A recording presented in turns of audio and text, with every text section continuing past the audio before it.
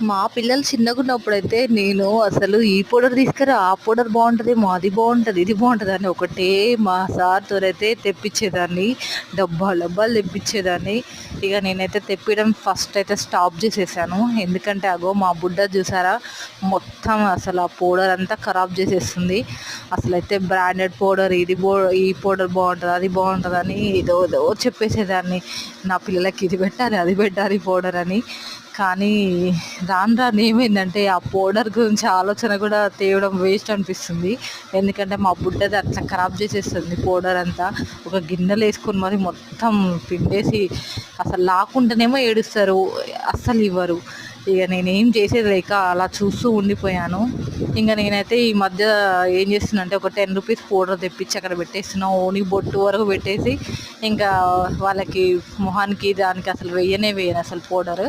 Only బొట్టు వరకు పెట్టడానికే బ్రాండెడ్ పౌడర్స్ కావాలని అడిగేదాన్ని. ఇంకా బంద్ చేసేసాను తెప్పి